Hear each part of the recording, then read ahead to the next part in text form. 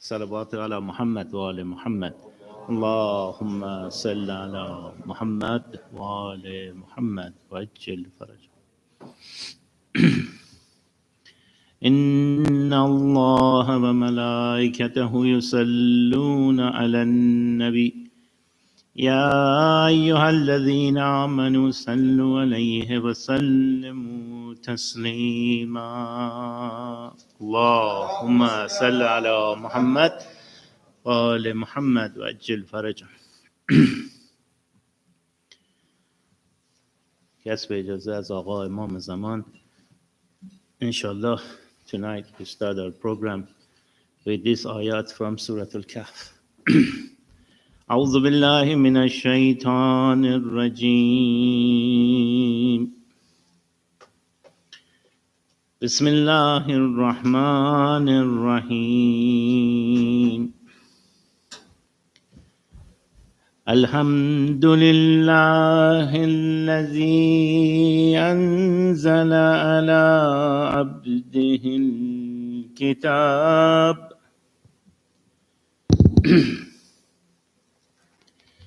الحمد لله الذي أنزل على عبده الكتاب ولم يجعل له عوجا.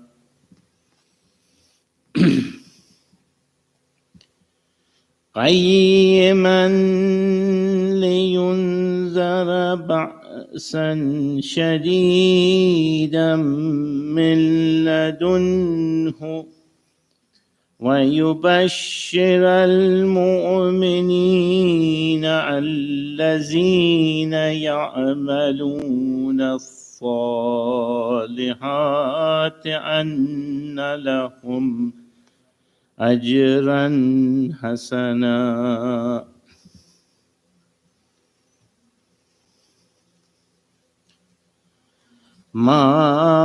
ماكثين فيه أبدا وينذر الذين قالوا اتخذ الله ولدا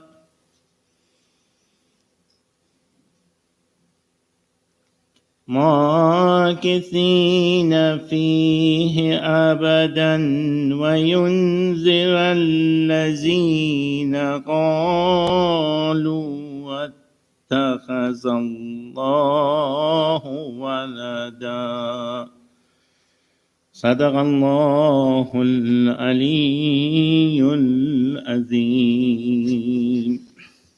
اللهم صل على محمد وآل محمد وعجل فرجه.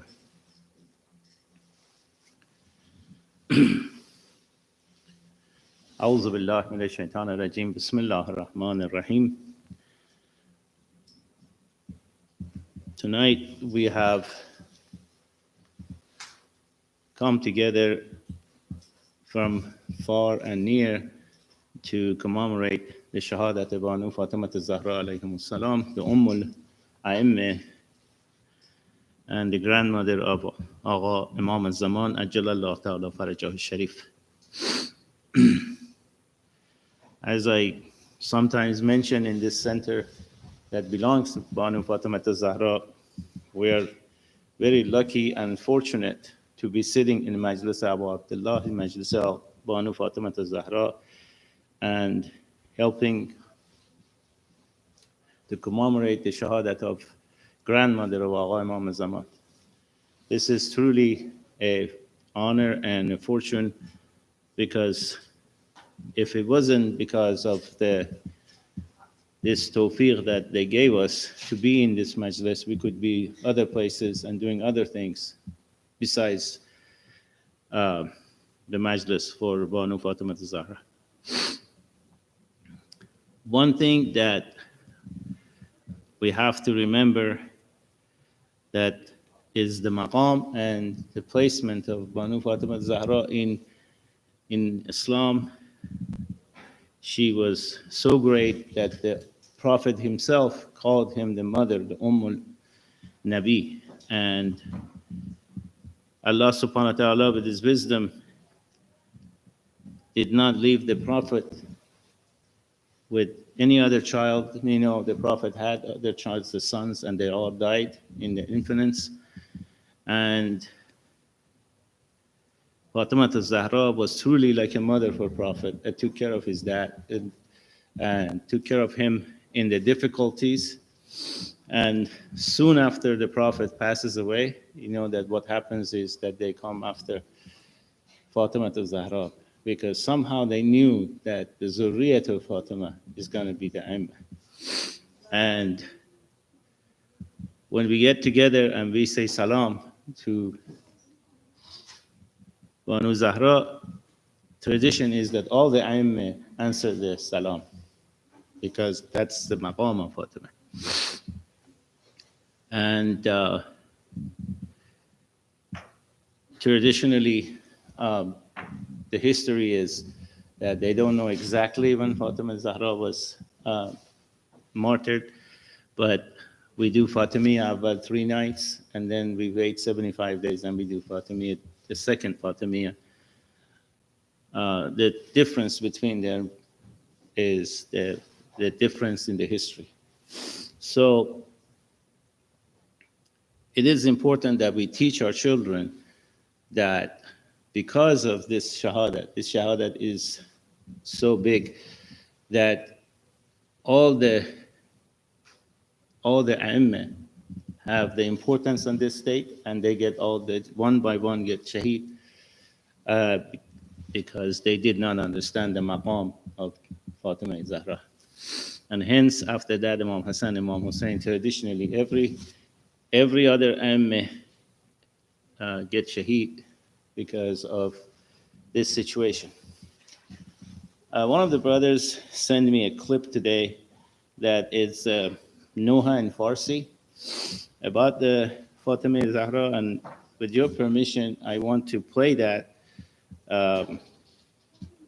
because it's very beautiful. It's more like a Noha, but I think that it would help us to start tonight's meeting.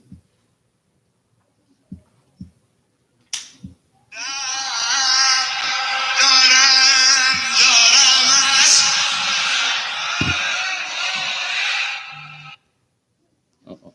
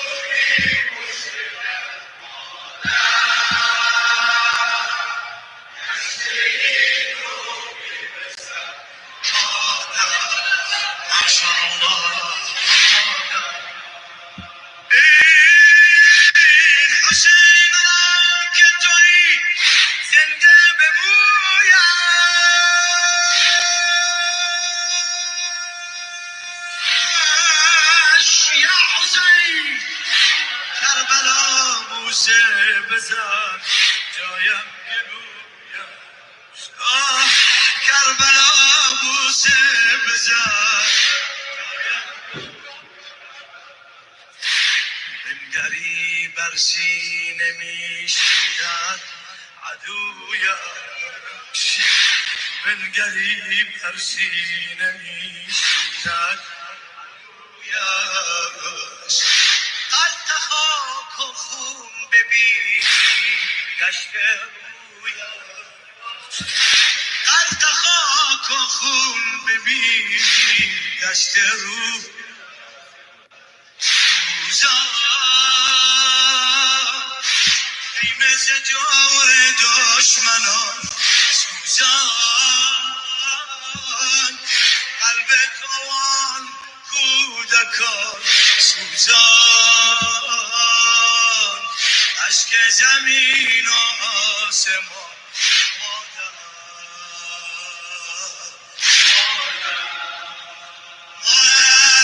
مادر دارم از حالت خبر دارم از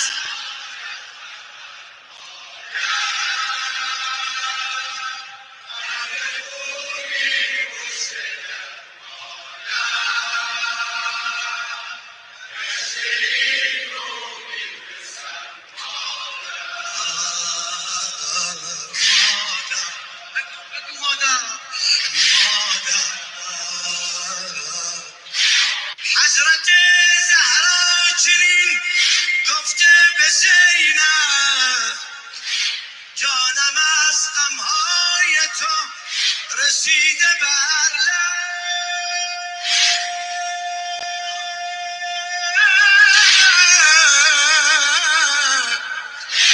جانم از غمهای تو رسیده بر میشوی بی من در این دنیا معذب از غریبی تو جانم گشت پرتب زینب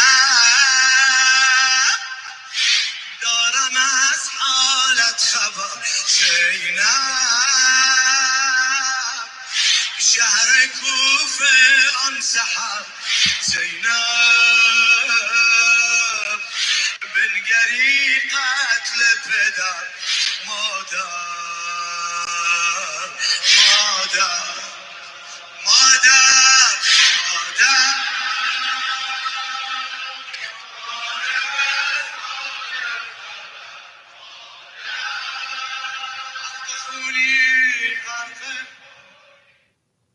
صلوات على محمد وآل محمد اللهم صل على محمد وآل محمد وأجل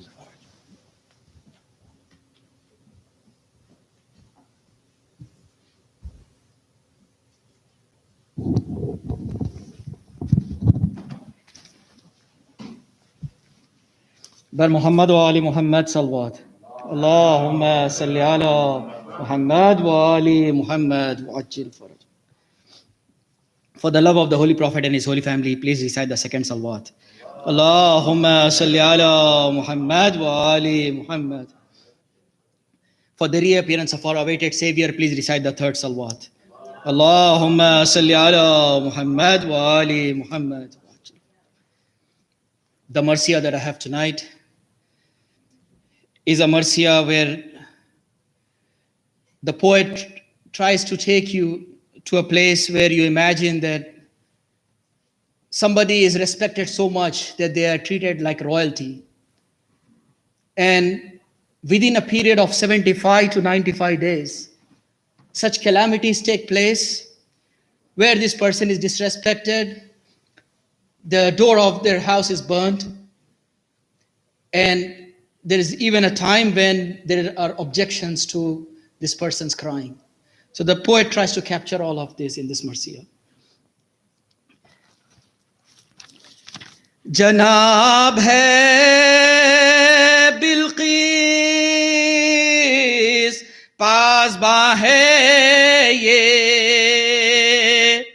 kiski janab hai Maryam,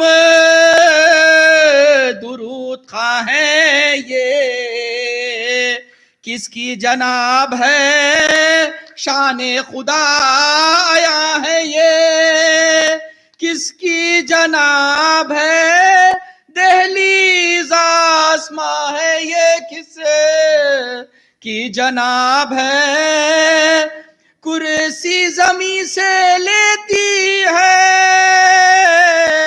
گوشے پناہ کے، بیٹھا ہے عرش سائے میں کس، بیٹھا ہے عرش سائے میں کس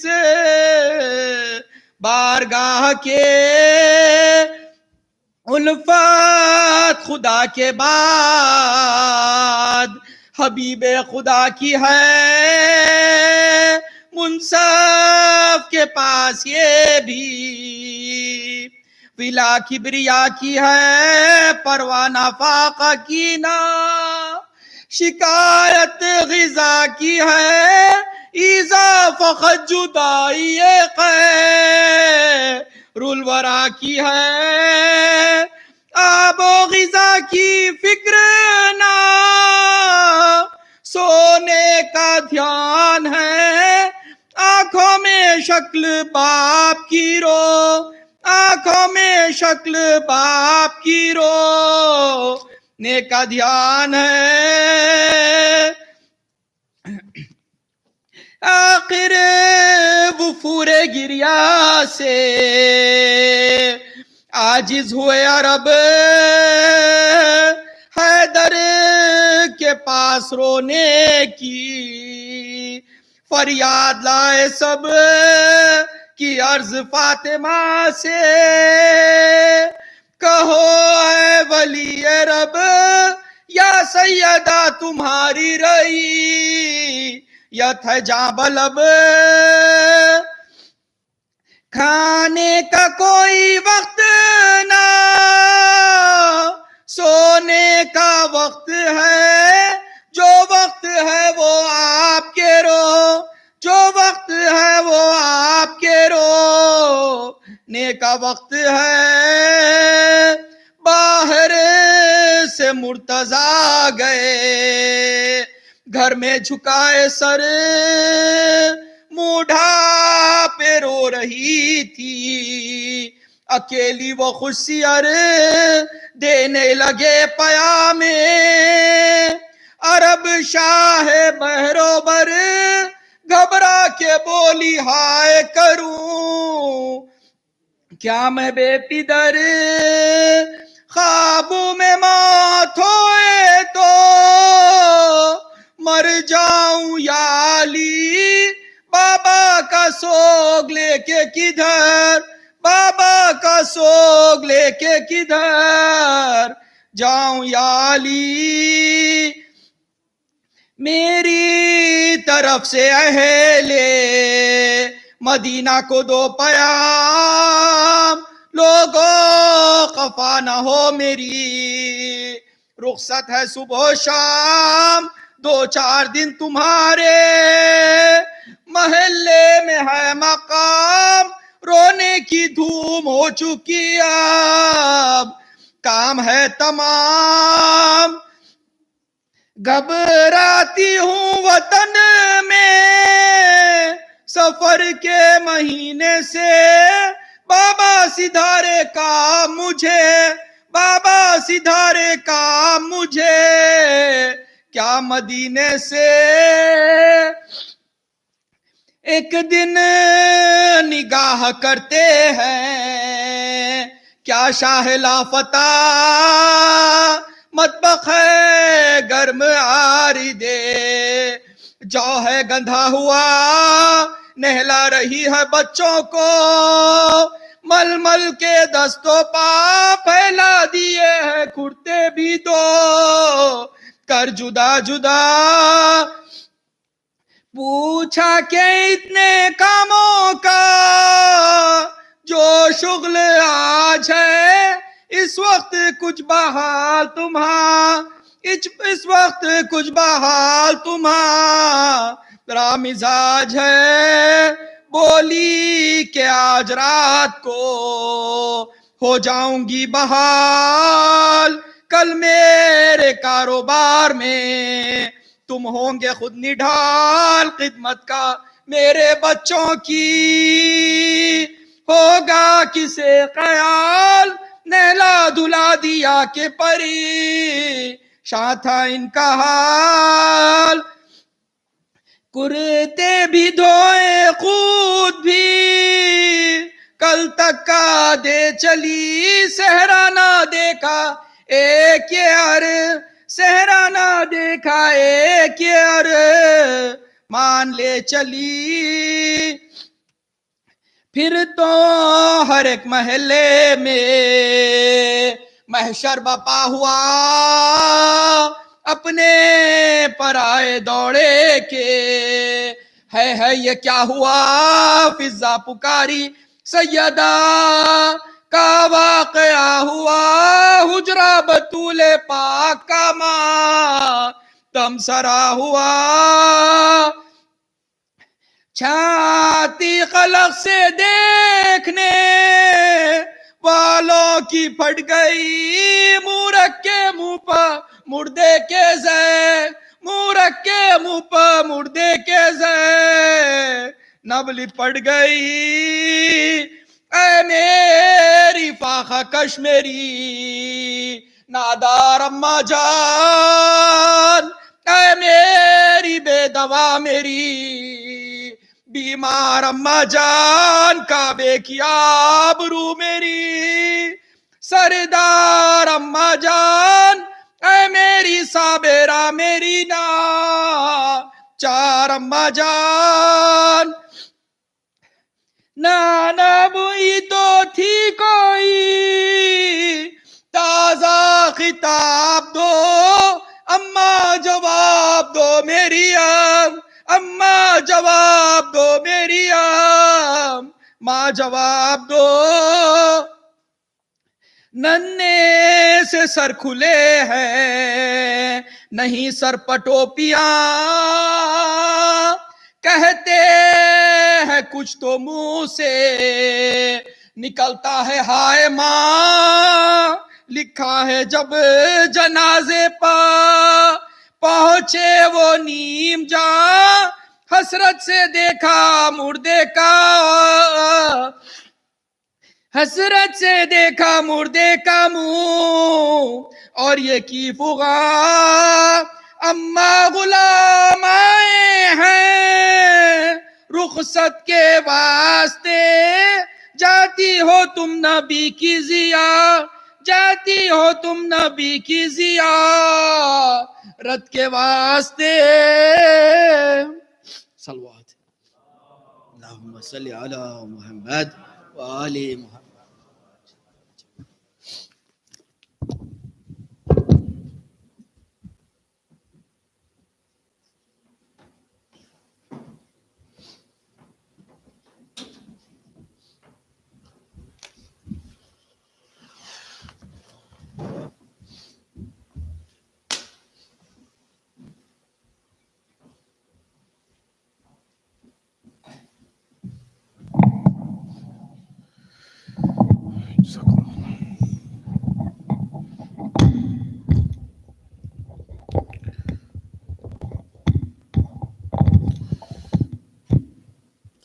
رحم الله من قرأ سورة المباركة الفاتحة.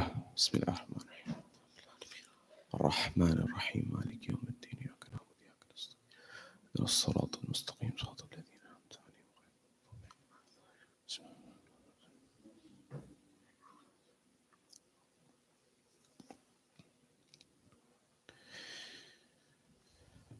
أعوذ بالله من الشيطان اللعين الرجيم. بسم الله الرحمن الرحيم. فوض أمري إلى الله إن الله بصير بالعباد، ولا حول ولا قوة إلا بالله العلي العظيم. حسبنا الله ونعم الوكيل ونعم المولى ونعم النصير، والصلاة والسلام والتحية والإكرام على الرسول المسدد المصطفى الأمجد المحمود الأحمد، الذي سمي في السماء بأحمد وفي الأرض بأبي القاسم محمد. اللهم صل على محمد وعلى أهل بيت الطيبين الطاهرين المعصومين المظلومين المنتجبين، الذين أذهب الله عنهم الرجس وطهرهم تطهيرا. اللهم صل على وقل رب اشرح لي صدري ويسر لي أمري واحلل عقدة من لساني يفقه قولي. أما بعد، قال الله تبارك وتعالى في كتاب الكريم: بسم الله الرحمن الرحيم وآتي ذي القربى حقه. صدق الله العلي العظيم. زينوا مجالسكم بالصلوات على محمد وآل محمد. اللهم صل على محمد. My respected elders, brothers and sisters in Iman here in Kansas City or across the globe, wherever you're hearing my voice, Salamun alaikum jami'an wa rahmatullahi wa barakatuh. Who is Fatimah al-Zahra? We live in a world and a time where the position of women is one which is questioned in every era and every society. And our society is coming forward and saying that there are still some rights that still, till this day in 2021, in the modern world, still have not been given to women in this part of the world and across the globe. When we look at this, in light of the personality and the persona of the Lady of Light, we must look and we must analyze and we must understand this. Because at one level, Fatimah al-Zahra, salamullahi alayha, who we are here to commemorate, it is example, she's an example, an exemplar for the women. However, at the same time and at the same token, according to our scholars and our grand scholars, some of them, they say that for us to look at Fatimah al-Zahra and her personality and her persona and to simply limit it to gender would not to be do justice. Why? Because the personality, the attributes, the traits which she embodies, many of them have no gender. For example, what? For example, her knowledge. For example, her eloquence. For example, her wisdom. For example, her audacity. For example, her ability to look at the tyrant in the eye and give a response that few others could. These examples have no gender. They are above gender. And they are a candle of guidance for men and women alike. Therefore, when we come to Fatimah al-Zahra, her understanding and who she is for us as individuals gives us tremendous guidance in this world, in this part of the world, in this time, in this zaman, in this makan, and the future down the road. Not the past, not 1400 years ago. Therefore, in the brief moments that we have together, I want to look at a few things. Number one, what is the status quo? Why is this conversation so important? Why must we discuss Fatimah al-Zahra more now, more than ever? Why is this so vital? Number one. Number two, with respect to Fatimah al-Zahra, why is she so important? Not only on a global level, why is she so important in the Muslim world? And when we come to that discussion within the Muslim world, what have scholars, not of the Shia school of thought, of the non-Shia school of thought, said with respect to the position of Fatimah al-Zahra and what happened around her? Number three, where is Fatimah al-Zahra in the Quran? Number four, where is she in the hadith? That is the traditions, the prophetic traditions. Number five, we're going to look at this idea or this concept of why was she named Fatimah al-Zahra? What was the reason behind that? What was the purpose behind why she was named Fatimah al-Zahra? What is the meaning behind this? At the next level, what does it mean that when one names their child Fatima, what should they do and look out for? And then we'll get into the crux and the most important conversation, that is some of those questions that are in the minds of young and old alike. Those questions that linger in the mind with respect to the issue of fadak. What was fadak? We'll look at that. What was the khutbah fadakiya? Why is it so important? Why it's so vital to consider? At the next level, why didn't Imam Ali give fadak back? It's a question in history, because there was an era in time where Imam Ali was ruling for 4 years, 9 months. He was the Khalifa of the Muslim world. He had the power to give fadak back to Ali Muhammad. He did not do it. Why didn't he do it? It's a question. We have to look at the answer of that. And at the next level, did the event of Dora even happen? Did the event which we are commemorating here tonight, did it even happen? Because some people question it. And I want to give the istidlal and the dalil as to what happened. And finally, why didn't Amir al-Mu'mineen do anything? Because people say he didn't do anything when this happened to Fatimah al-Zahra. What's the answer to this question? Inshallah, we will give these answers tonight. Please stay with me, because the conversation, I will try to condense as much as possible. Wherever you are, here in Florida or here in Kansas City or across the globe, send us salawat on Muhammad wa ali Muhammad. Please bear with me. I'm going to go very quickly. I've been traveling. I've just come from Florida. I'm going to be in North Carolina reciting tomorrow as well. Sallu ala Muhammad wa ali Muhammad.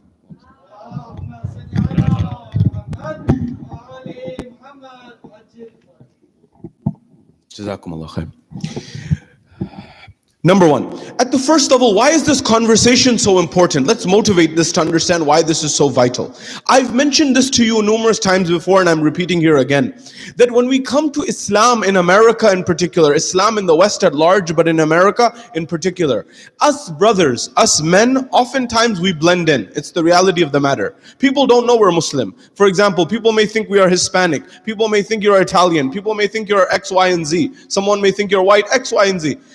People, the men often blend in. But when it comes to the sisters, when it comes to the women, it becomes very evident. I've given you much research before from the University of Hawaii and other places. The number one indicator of someone's faith in America today is the hijab that Muslim sisters wear. Keep this data and point in mind, number one. Number two, 2 weeks ago, not long ago, 2 weeks ago, the US Surgeon General, the highest authority, the highest physician in the land in America, Dr. Murthy, he came forward and he gave an alarming message. He said, look, we have a virus going on. We have an epidemic going on. But not the epidemic you're thinking. Not the virus that you're thinking. Not the virus that is COVID. Not the Omicron virus or any other virus. No. Not that variant. He said there's something going on that no one's discussing that's a huge problem. And that is, during the environment of COVID, something terrible has happened to the mental health of young Americans. You've seen this research, I hope. And Dr. Murthy came out and said, it was a Tuesday of last week, and he came forward and he said in LA, he said, look, and it was in all the press, he said that we need to be very careful that we may be solving one pandemic and we are not addressing the epidemic that's taking place in our own shores about what's going on to the health of mentally ill of our youth. Example, especially sisters. Many people ask, what do I look at when I'm looking at the time. I'm not looking at slides or anything. I have a lot to cover, therefore I'm trying to cover this. What's the essence? Between 2019 to 2021, right now we're in 2021. 2 years ago, 2019, the rate of attempted suicide amongst young American women, young American girls, increased by 51% in 2 years. Rate of attempted suicide. Connect this data point with the data point that I gave you, that the highest rate of attempted suicide in America amongst religious groups is young Muslims. I told you this last time I was here. Connect this with the fact that women, for example, are living in a very dire circumstance within our world. Let me explain to you why. Imagine for a moment, imagine for a moment, you are a young Muslim girl, a young Muslim lady, or a Muslim lady from any age for that matter, and you wear a burqa out and you go to downtown Kansas City, for example, or you go to a mall in Kansas City. You drive your car, you get there, you're with a friend of yours, you're both wearing full hijab. You get out of the car, you want to go to the plaza, you want to go to the mall, you want to go and have a nice lunch, for example, and you get there. When you get there, what happens? How do people treat you? What happens? Sometimes maybe good, sometimes maybe not. I want to share one thing with you. You may find that, for example, if you're wearing the full burqa and maybe like a niqab, the same way you would find in Najaf, the same way that you may find in parts of, for example, Qom, and you tried to dress in that way in Kansas City, for example, what would you feel? What would you face? Maybe you may find that you get out of your car, for example, and you go towards the restaurant and the people start to get out of your way. You may find, for example, that you get inside the restaurant and you're having a tough time getting a seat. Once you finally get a seat, the server comes to you, the waitress comes to you, or the server comes to you, and they may be visibly upset and they may be visibly crying and afraid. Stay with me here. I'm not giving these examples from my pocket. I'm giving it for a reason. And you may find after a moment in time that you try to console the server and say, hold on a second, no, I'm not going to harm you, nothing's going to happen, you have nothing to worry about, why are you crying? You may find in a few moments that people are coming to the restaurant and there's one table that's open that's next to you and one family after the other refuses to sit there. Stay with me here.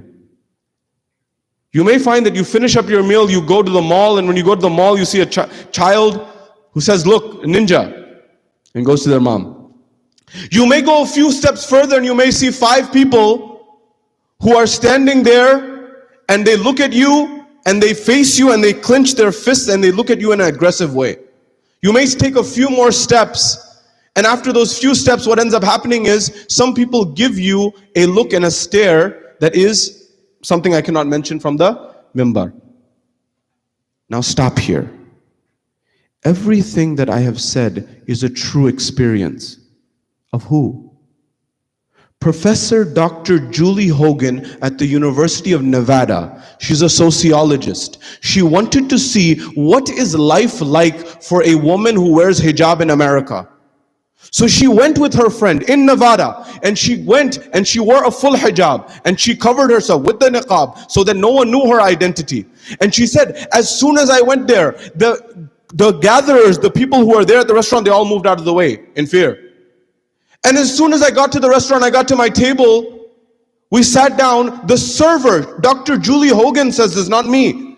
She says the server she became visibly upset. She began to cry. She was worried. She said, Dr. Julie Hogan's words. She said, I said, you have nothing to worry about. Dr. Julie Hogan says, what am I supposed to say to her? I don't have a bomb strapped to me? What do you want me to say? She says, then that happened. They said one family after the other came. Nobody was willing to sit at the seat next to them. So then they went to the mall. When they went to the mall, Dr. Julie Hogan saying, when they went to the mall, at that point in time, one kid gave the comment and the statement that, look, mom, a ninja. And then the next, when they went a few more steps, they found that there was a group of 5 people who ended up clenching their fists and looking at them aggressively. And then the final stage happened where 2 individuals did something which was unheard of. Dr. Julie Hogan says, she then switches, and then she shows herself wearing her garb that is her regalia. You know when you go for graduation, for commencement, and you wear the gowns and you wear the attire? She said, I wear this also when I go to graduation ceremonies in the spring and in the fall at university commencements. She said, when I wear this, people treat me very differently. People show respect. People congratulate me. People shake my hands. People say, thank you for everything you do. Thank you for educating society, educating the world.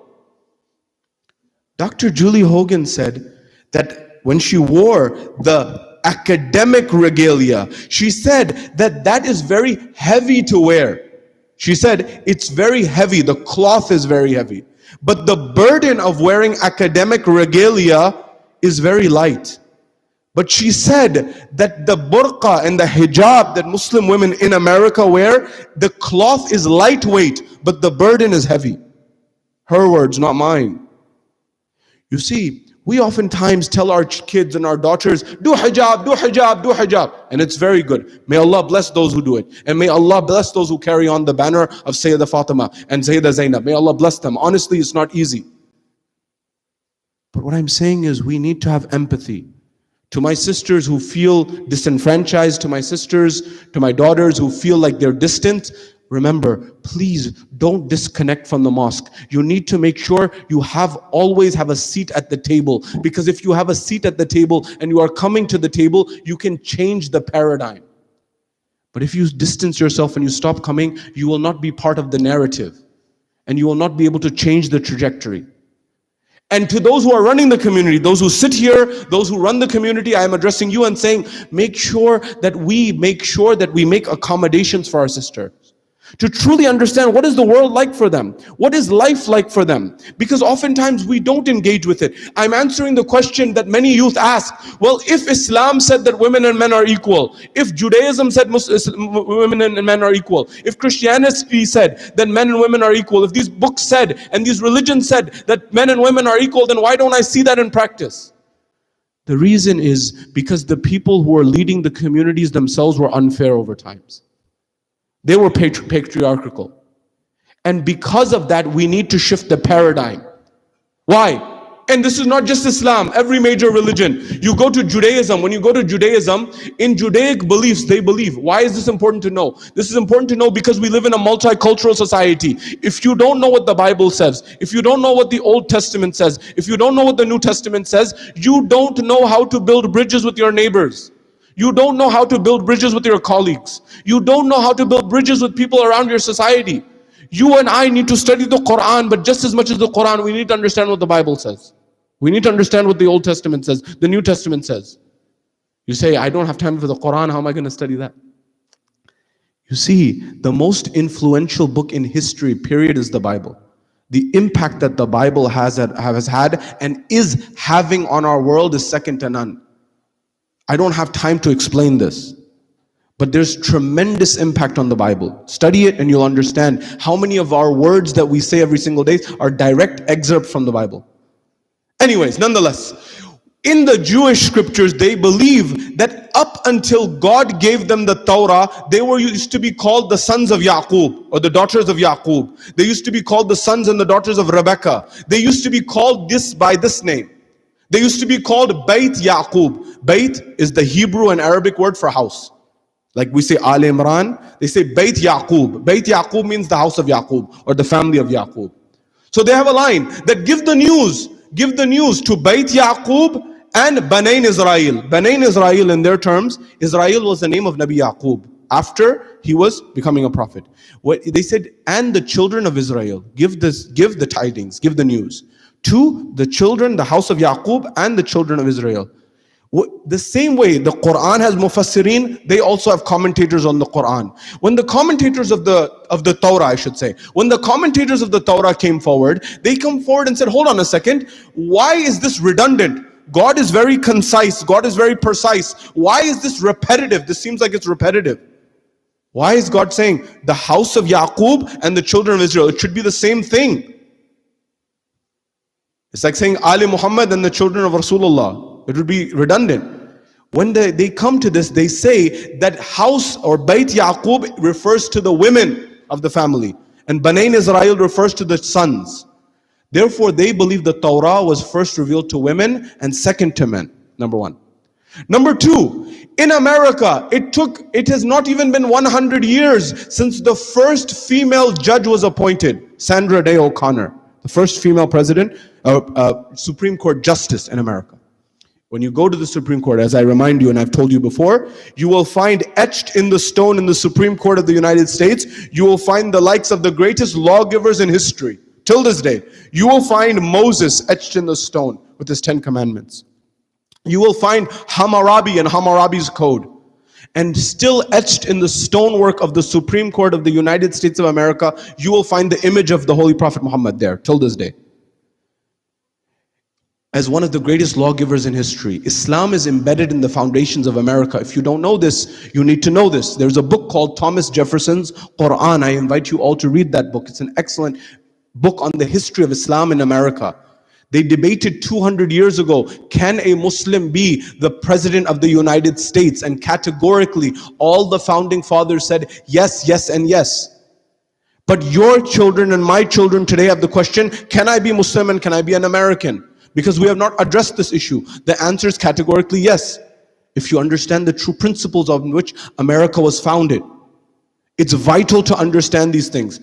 100 years have not passed. Sandra Day O'Connor was appointed only a few years ago, only a few decades ago, in our lifetimes. 3,500 years before, someone by the name of Deborah was appointed, according to the Bible, as a judge. And when she appointed, she delivered the children in victory. I'm saying this in a society where we don't understand the position and the maqam of women, still this day, unfortunately. To my sisters who hold on the hijab of Sayyida Zainab and Fatimah Az-Zahra, understand what prestige and honor and dignity Islam came forward to try to give you. Therefore, coming to Shia Islam, we follow a form of Islam. We follow a view of Islam where on one side there is Rasulullah, there is Amir al-Mu'mineen, there is Imam Hussein, and on the other side, directly in parallel, there is Khadija, Fatima, and Zainab. We must never forget it. These are our role models. These are exemplars who we need to embody in every moment in life, to have the confidence, to have the audacity, to be able to speak and state the truth. When we come to Fatimah Az-Zahra at the next level, we are told there's a moment in time where As ibn Wa'il, the father of Amr ibn As, is in the vicinity of the Kaaba. When he is by the Kaaba, he is talking to Rasulullah in the early days. The chieftains of Mecca are watching from the sidelines. Rasulullah goes his way, As bin Wa'il goes his way. The chieftains of Mecca, of the Quraysh, who are on the opposition side against Rasulullah, they call As. They say, As, who are you talking to? Who are you speaking to? Thinking that he's speaking to the enemy, because Rasulullah was their enemy at the time. He said, oh, this one, I was just speaking to the one who's abtar, referring to a tailless animal. Meaning what? His sons have been dying. He does not have any children who will carry on his message, who will carry on his mission. It will die off by itself. That's what he was implying. But Allah subhanahu wa ta'ala did not find that funny. He revealed Surah Kawthar. And he said, "O Rasulullah, we have given you Kawthar. Inna ataynaka al-Kawthar." At that point in time, Kawthar has a zahir meaning and a batin meaning. That is, it has the meaning that Kawthar is a stream in paradise. But it also has a meaning as the progeny of Rasulullah through his daughter Fatimah Az-Zahra. And therefore, it's very important for us to reflect on this. Fatimah Az-Zahra, we often begin her story from this world. That's not justice. Fatimah Az-Zahra's story begins in the heavens. Because we are told in authentic narrations that Rasulullah was sent on Mi'raj. And when Rasulullah was sent on Mi'raj, during the trip of Mi'raj, I don't have time to discuss the whole trip, but there's a moment where Allah gives a fruit to Rasulullah, in which is the nur and the light of Fatimah Az-Zahra. And thereafter, when she comes to this earth, because remember, she is a part of that first creation, that Allah first created the nur of Rasulullah. And He split that nur. Fatimah Az-Zahra is embodied from that moment. And from the beginning of her life, she is the protector not only of imamat, but of prophethood. You may say, why? You may say, how? Fatimah Az-Zahra on this earth spent 18 years in total, according to the ulama. 8 years she spent in Mecca, 10 years she spends in Medina after the Hijrah. In the 8 years, according to the narration, there's time after time again, where there's a moment in time, for example, where Rasulullah is praying by the Kaaba in the early days of Islam in Mecca. When Rasulullah is praying by the Kaaba, Abu Jahl takes this opportunity, and he takes it because there's nobody there. It's the early days of Islam. No one can defend Rasulullah. If they defend Rasulullah, they'll be killed. The same way that the parents of Ammar ibn Yasir were killed, for example. People were killed left, right, and center. Islam was in its early days. So they threw the intestine of a sheep on Rasulullah. When they did this, the Muslims could not do anything. They were just standing still watching, because if anyone came and did anything, they would have killed them there and then. The same way they were killing other people. This news reached the ear of a young Fatimah Az-Zahra. She went and she bolted and she went straight to the Kaaba to take the filth off of Rasulullah, and she cleaned and washed off Rasulullah. She's protecting at every moment in time. Why do I state this to you? Why do I say this to you? Because according to the ulama, Fatima has been named Fatima because it comes from Fatama. Fatama meaning to protect. Protect what? There are a few theories. One theory, according to the ulama, is it means to protect her followers, the ones that love her, the ones who have affection, the Shia, to protect them from the hellfire. This is one definition according to the ulama. Another definition that comes forward, and this is something which many of the ulama state, that when it comes to protection, what is she protecting? She is protecting the wilaya of Ali Muhammad. She is the protector of the wilaya of Amir al-Mu'mineen and the Ahlul Bayt. Why? Because before our world, there was this world that we exist in. There was Alim al-Arwah. Alim al-Arwah was the realm of the spirits. Before that realm, there are other realms as well. For example, Alim al-Hu and others. There's many other realms. And in that realm, this is where the different individuals, the prophets, the imams, picked the tests that they would take. Many people ask, why did Imam Hussein take on such a great test, such a grand test that nobody else was willing to take? None of the prophets were willing to take. It was this stage in Alim al-Arwah and Alim before that, Alim al-Hu, that he accepted this test to be taken on board. Similarly, Allah subhanahu wa ta'ala, this test was taken on board by Fatimah Az-Zahra to protect wilaya at that stage. And at every moment in time, she did exactly that. You and I need to understand and try to get a glimpse into this personality as much as we can. Because truly, the position and the maqam of Fatimah Az-Zahra can never be known. And I've stated this to you before, and I remind you. Ayatollah Najafi Marashi. I hope if you remember nothing else, I've mentioned this enough times that you'll remember this. Ayatollah Najafi Marashi, who has the largest library in Asia, he spent his life dedicated to books. And he said to his son in his public wasiyah, 3 points out of 25 relating to Fatimah Az-Zahra. And he said, my son, make sure you never forget the tasbih of Fatimah Az-Zahra. Make sure you never forget the khutbah fadakiyah, which we'll get to in a moment. And he says, never forget in your qunut of your salah to say, بِحَقِّ Fatima wa abiha wa ba'aliha wa baniha wa sirr al-mustawdi'a fiha. Sirr al-mustawdi'a fiha means the secret with which she has been kept, the secret with which she has been buried, the secret which is not known in this world. which will be known in that world. But understand, her maqam, her level is too high. To the extent that Imam Sadiq, Imam Ja'far Sadiq, salawatullah wa salamu alayhi, sallallahu ala Muhammad wa alihi. He had a man come to him. He said, Yabna Rasulullah, I have had a daughter. He said, may Allah reward you and may Allah increase your blessings. And he gave du'as to him. He said, have you named her? What did you name her? He said, I've named her Fatimah. The Imam, according to the narration, he stopped. He paused for a second. He said, it's a beautiful name. The man became worried. He said, is something wrong? No, he said, no, it's a beautiful name. It's an amazing name. But now that you have named her Fatima, you must treat her like Fatima. Meaning what? That if you ever get angry at her, never expose your anger, never burst out in rage on her, never touch her, never scold her, never do any of these things. Yes, teaching her the discipline is fine, but never do anything that disrespects her in any way because of her nisbah to the name of Fatimah Az-Zahra. You see, somebody may be named Fatima, somebody may be named after Fatimah Az-Zahra. Based on the name of Fatima, someone may be named Zahra, Marzia, Razia, all of these names. The same principle applies. The same principle also applies if someone's name is Ali or Haidar. If you have children, the Ahlul Bayt are saying, and you give them these beautiful names, as you are supposed to, make sure you do not treat them in a way that neglects these names. It's vital to know this. Why? My dear brothers and sisters, one thing that it's very important to know is one must have harmony in the household. Believe me, it's extremely important. When you study the lives of the Ahlul Bayt, the most important thing that they had was in their houses, they had harmony. Fatima and Amir al-Mu'mineen were completely aligned in every way. Amir al-Mu'mineen has a conversation with his dear wife during their lifetime.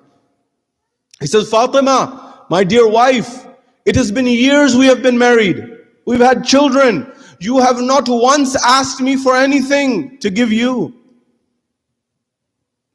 Fatimah Az-Zahra says, Ya Amir al-Mu'mineen, Ya Abul Hasan, when I got married to you, my father said, never trouble Amir al-Mu'mineen, never trouble Ali, never ask him for something he may not be able to provide for you. Amir al-Mu'mineen says, I wish and I have a desire that perhaps for once in my life, I can fulfill one of your requests. Fatimah Az-Zahra was not doing that very well that day. She was ill. According to the tradition, she was maybe had a cold or under the weather, as we would say. He said, perhaps, very well. If you really, really desire, perhaps you could get me a pomegranate. A fruit, the pomegranate. Amir al-Mu'mineen says, very well. He goes and sees his companions, his comrades, Ambar, Miqdad. He says, look, my whole life, our whole marriage, Fatima has never asked me for anything. I requested her today that perhaps she can request me to get something. And she finally said, perhaps you can get me a pomegranate. He said, we need to get a pomegranate for my wife. Of course, they also knew that this is extraordinary. This is not something normal. They said, Ya Amir al-Mu'mineen, it's not the season. So where are we going to get it? It's very difficult. There were issues. Right now with COVID, we're having supply chain issues, right? Things are backlogged. You can't get things. At that time, similarly, you didn't have these things. So where are we going to get this? They asked around. They went to the bazaar. Nobody had it. They asked one after the other. They found out one Jewish merchant had some pomegranates. So they went to him. They said, do you have pomegranates, sir? He said, yes, I have. They've all sold out. He said, I don't have any at the moment. Look, they're all gone here. He said, is there any way? Amir al-Mu'mineen says, look, my wife has never asked me for anything her whole life. I asked her today to get her something, and for the first time she said, perhaps you could get me a pomegranate, and she's under the weather. Is there any way? He said, look, right behind my counter, right behind my desk, right behind my stall, I've kept one pomegranate, and I kept this for my wife. And I was going to take it to her, and that's my intent. He said, but I have to tell you the truth. He says, okay. Amir al-Mu'mineen says, perhaps, maybe if it's possible, if it's not too difficult, maybe you can give it to her another time. So once in a lifetime thing for me, so to speak, in our words. He says, very well. He says, look, the price is 2 dirham. Amir al-Mu'mineen, according to the narration, he says, look, 2 dirham is the price, I will give you 4 dirham. Now look at the honesty and the integrity of this Jewish merchant. He said, look, the price is 2 dirham, I will not take a dirham more than 2 dirham. It's 2 dirham, I'll sell it to you for that. Amir al-Mu'minin. Now look at the principles. These transactions are the ethics of Ali Muhammad. Imam Ali looks back at the Jewish merchant. He says, thank you. He says, 2 dirham for the pomegranate. Here you go. And 2 dirham as a gift from my wife to yours. And he gave 4 dirham. He took it, he came back. Amir al-Mu'minin is walking back to the house. When Amir al-Mu'minin is walking back to the house, it's Abul Hasan. Amir al-Mu'minin is the father of the orphans. He's the father of the people who have no one to look after them. Amir al-Mu'minin is the father of the ummah. There's a narration where Rasulullah says, Ya Ali, you and me are the fathers of the ummah. Amir al-Mu'minin sees a blind man begging in the streets. And he says, someone help me, someone assist me. And Amir al-Mu'minin cannot neglect the sound. Amir al-Mu'minin goes to him, he says, what is the matter? He says, I'm hungry, I'm in need. He says, what do you want? What do you like? He said, I wish if I could have a pomegranate. Abul Hasan. Now look, it's a blind man. Amir al-Mu'minin could have done something called tawriya or tawriya, if you know Islamic law. There's something that if someone asks you something, you don't necessarily have to tell them the whole truth at that moment. For example, when on the night of Hijrat, when Rasulullah had gone towards Medina from Makkah, Amir al-Mu'minin slept in his bed. At that point in time, they said, Ya Ali, when they removed the blanket and they saw Ali was sleeping there, they said, Ya Ali, where is Muhammad? Rasulullah had gone. Amir al-Mu'minin knew, but he didn't say. He said, did you leave him in my custody that I should know where he is? He didn't lie. He said, look, did you leave him in my custody? No. Do I have to answer your question? No. Amir al-Mu'minin could have said to the blind man, it's not the season of pomegranates. He would not have been lying. Amir al-Mu'minin said, it just so happens that I have one. However, he said, my wife has not asked for anything her whole life. And today she asked for a pomegranate at my request. Perhaps we split it. Perhaps I give you half and perhaps I keep half for her. Is that okay? He said, very well. Amir al-Mu'minin takes half of the pomegranate, he takes the pieces, he begins to feed the blind man himself. He finishes the pomegranate, he says, how was that? It was good? He said, Alhamdulillah. He says, now the blind man says, but I wish if I could just have the other half. Amir al-Mu'minin's heart. Remember, Amir al-Mu'minin never wanted anything of this dunya. And he knew Fatimah was completely aligned with him. Amir al-Mu'minin gave it away. When Amir al-Mu'minin gave it away, he got back. When he got back to the house, he knocked on the door, opened the door, said, Assalamu alaikum wa alaikum assalam. He saw Fatimah az-Zahra. Fatimah az-Zahra was brighter than usual. She was up, she was well. She was not ill. She was not under the weather anymore. She says, Fatimah, you look wonderful. You don't look like you're under the weather anymore. What's the matter? He says, Abul Hasan, Amir al-Mu'minin, Alhamdulillah, I'm better. That crate of pomegranates that you sent to the house through your messenger, I ate one of them and I am now better. At that point in time, Amir al-Mu'minin, of course it's for you and I to know, they know otherwise. Amir al-Mu'minin says, crate of pomegranates that I sent? At that point in time, he says, yes. An entire crate of pomegranates were descended and they were brought before me and I ate one of them through your messenger. At that point in time, Amir al-Mu'minin understood that this was the riza of Allah subhanahu wa ta'ala to make sure that the test of Ali was accepted and the will of Fatimah was fulfilled. You see, this is the alignment of these two personalities. I say this because you and I need to make sure that in our lives, in our marriages, there is harmony. Why? Because if there is not harmony, this has an impact on children. I only sit here and I only speak because I'm looking 10 years and 15 years down the line. I'm not looking at good pictures on the walls. The writing is on the walls. Our children need to be looked after in terms of the future of what challenges they're facing. Remember one thing, if you remember nothing else. Anger is expensive. Husband, wife, children, young and old, control your anger. I've seen divorces happen because of anger. I've seen people lose their jobs because of anger. I've seen accidents happen because of anger. Control it. And sometimes the impact of it, as Amir al-Mu'minin says, the words that you may say, they're sharper than swords.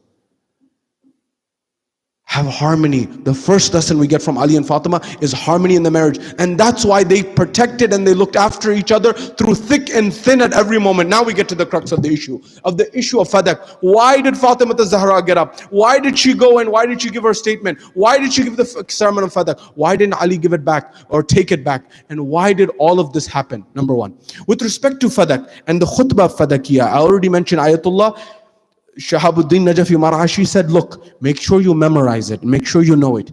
Did the ceremony and the khutbah of Fadak happen first or the event of the door? This is a question. That is, what happened? Did the waqia or the event where they came to the door of Fatimah Az-Zahra and let's set it on fire happen first? Or did the event happen of the khutbah? According to the ulama, they came to the door in order to get bay'ah from Abul Hasan. That means they came to the door in order to get power. Once they got power is when they took back Fadak. That means that the event of the door happened first and the khutbah of Fadak happened second. That means when Fatimah Az-Zahra gave the khutbah of Fadak, she was injured, her ribs were broken. At that point in time, why is this? What is the issue of Fadak? At that point in time, Rasulullah comes back from battle. Rasulullah has been given the verse of the Quran, وَآتِ ذِي الْقُرْبَ حَقَّهُ, and give the near ones their right, their due right. And Allah had commanded that the Fadak, the land of Fadak is given. The garden of Fadak is given to the near ones, to Fatimah Az-Zahra. This was not part of the Baytul Mal. This had to do with the issue of Fay. It was a different legislation. And so it was given. But why was it taken away? Why was Fadak taken away? You see, when Fadak was taken away, what happened was the first Khalifa comes to the power. When the first Khalifa comes to the power, he's sitting and he's saying that we now need to run the expenditures of the Muslim empire. And they began to spend things on things they perhaps should not have been spending on. So when they looked at the accounting books, they said, we don't have any money to cover these costs. And when they realized they didn't have the money to cover the costs, they started to say and started to think, where can we get income in order to cover these costs? They said Fadak. That's why they usurped and they took Fadak. When they usurped and they took Fadak and this news reached the ear of Fatimah Az-Zahra, then at that point in time, she had employees who were working on Fadak, whose wages had been stopped and injustice had been done. Then she gets up and then she proceeds. It's important to note that Fatimah Az-Zahra, when she went into the masjid to give the khutbah of Fadak, she could have gone from her door that opens into the masjid. As you know, وَسَدَّ الْأَبْوَابَ إِلَّا بَابَ, that we recite in the Dua Nudba, as it's well known. For example, that every door that opened into the masjid in the mosque of Rasulullah was ordered to be closed, except the door of Fatimah. She could have came from that door, but the ulama say she did not that day. She went from the main door. Why? She went from the main door of the masjid so that everyone knows that Fatima has entered. And when she entered into the masjid, she began to speak and she began to call out. In her khutbah, what does she say? She begins to say the usuluddin and the furuuddin and the principles. And she reminds the enemy on the other side. And she reminds that you are in darkness. You and your ancestors were in darkness. Allah subhanahu wa ta'ala brought you light through my father Rasulullah. And then she continued and she said that you are losing in every battle and Allah brought you victory through my Ibn Am, that is the son of my uncle. That is referring to Imam Ali, her husband. Allah brought you victory through Ali ibn Abi Talib, my husband, in every situation. And then she goes through Usuluddin, and then she goes through Furuuddin, and she starts to explain the basis of the ahkam. For example, she says Allah subhanahu wa ta'ala gave you iman to protect you from shirk. Or for example, she says Allah subhanahu wa ta'ala gave you namaz, gave you salah to humble your hearts. A principle that we get here, that if you are praying and you are reading namaz and salah and you do not have humility and humbleness in your heart, perhaps your namaz is not being accepted. Based on the words of Fatimah Az-Zahra, not my words. Sometimes we are so eager to pray and pray and pray, but do we stop and say, is this having an impact on me? She continues that Allah gives zakat to increase your wealth, to solve your problems, your difficulties. And she goes on one after the other. And she says, what's the basis of you taking back fadak? He says, I was told by your father that nahnu ma'sharatul anbiya, we, the tribe of the prophet, we don't leave behind any inheritance. Oh, when did you hear this? He said it in my ear. He said it in your ear. MashaAllah. What's amazing about what Fatimah al-Zahra did, every time he would say something, she would use the Quran. Every single time she was using Quran, he was saying, I just heard this in the ear. He was using a so-called hadith. And she's saying, وَوَرِثَ سُلَيْمَانَ Dawood, verse after verse of the Quran. Perhaps somebody was sitting nearby who had said or was going to say, Hasbuna kitabullah. And she was saying at that point in time that I'm giving you the Quran and you're saying that you have some hadith that you've just made up. Fatimah al-Zahra answered at every single moment. Number one. Number two, why didn't Ali ibn Abi Talib give Fadak back? This is a very good question. That is, the first Khalifa is Abu Bakr, the second is Omar, the third is Uthman. Imam Ali is ruling for 4 years, 9 months. Fadak was taken when? Fadak was taken during time of Abu Bakr. What happened and why didn't Imam Ali? Now it's very important to please stay with me on this. Why? Imam Ali has a line where he says, I know, and if I wanted to, I could beat Muawiyah at his own game of politics. That is, Muawiyah was playing dirty politics. Amir al-Mu'mineen says, I know what he's doing, I know it, and my strategy is better. However, my principles do not allow me to do what he's doing. Keep this in mind. If you understand why Imam Ali did not take back Fadak, you will understand the strategy of Ali Muhammad. Allow me to explain. What happened? You have to know the history. Abu Bakr takes Fadak. Omar takes it over. It keeps it there. He dies. When Omar dies, Uthman becomes the ruler. Uthman is the first Umayyi ruler, the first ruler from Banu Umayyah. Banu Umayyah, you have to know the lines. Rasulullah's ancestors, Qusay. You start with Ibrahim, Ismail. After Ismail, after a few generations, came Qusay. After Qusay came Abdul Manaf. After Abdul Manaf came the lineage that continued, that was the Hashim. After Hashim came Abdul Muttalib. After Abdul Muttalib came Abdullah. Now Abdul Manaf, Qusay's lineage, Abdul Manaf is the son of Qusay. Qusay had 2 sons. He had more sons, but 2 sons. One was Hashim, is where the line of Rasulullah comes from. Hashim's brother was Abdul Shams. Abdul Shams and Hashim were Siamese twins. They were connected at birth. And they had to separate them, according to what the narrations say. And there was blood that happened when they were separated. And the Prophet, the ones who tell the fortunes, they said, these 2 individuals and these families will be at war. Abdul Shams had a son by the name of Umayyah. Umayyah had a son by the name of Harb. Harb had a son by the name of Abu Sufyan. Abu Sufyan had a son by the name of Muawiyah. Muawiyah had a son by the name of Yazid. So these lines, Abdul Manaf's 2 sons, Hashim is the line of Rasulullah, Abdul Shams' son Umayyah, Umayyah is Banu Umayyah. From that line came Uthman, the 3rd Khalifa. Uthman, as soon as he comes to power, what does he do? This is Islamic history accepted by all Muslims. I'm reading from Bukhari, Muslim, Abu Dawood, and Al-Faruq by Shibli Nomani. Al-Faruq by Shibli Nomani is used in many universities in the world. It's not a Shia writer, it's a Sunni writer. I'm not using any Shia references here. Please bear that in mind. Uthman comes to power. When Uthman comes to power, I need to say this because every 2 or 3 years, my Shia brothers and sisters are killed in Pakistan, in Afghanistan. Because people say, we say things that are not part of Muslim history. I'm reading directly from your books. Yes, Muslim unity is there. Yes, all the ulama say this. But that does not mean that I compromise on my aqidah. That does not mean I compromise my principles, because otherwise I'm already in the minority. My children won't know what my belief is. They will say Shia was just a political movement. They won't know what really happened. So what happened? Uthman becomes to power. When Uthman comes to power, what does he do? He had a relative by the name of Marwan. When you hear in Ziyarat Ashura, وَلَعْنَ اللَّهُ عَلَى Marwan, this line, لَعْنَ اللَّهُ عَلَى Marwan, was the line of Rasulullah. Rasulullah said this. Rasulullah did la'an on Marwan and he put him out of the city. The person who brought him back into the city was Usman. When Usman brought him back to the city, number 1, he brought him back. Number 2, he wrote a 500,000 dirham check to Marwan. Number 3, he gave the land of Fadak to Marwan. Now look here. He gave the land of Fadak to Marwan. This is a lot of data I'm giving you, but please bear with me. When he gave the land of Fadak to Marwan, who's been cursed by Rasulullah, after that, somebody got very upset at Uthman. Who got upset? Aisha, the wife of Rasulullah, got very upset. Why? She got very upset because the money that he was giving Marwan, he cut it from other places to give it to Marwan. One of the places that he cut the money from was from Aisha and the wives of the Prophet. He cut it from her and he gave it to him.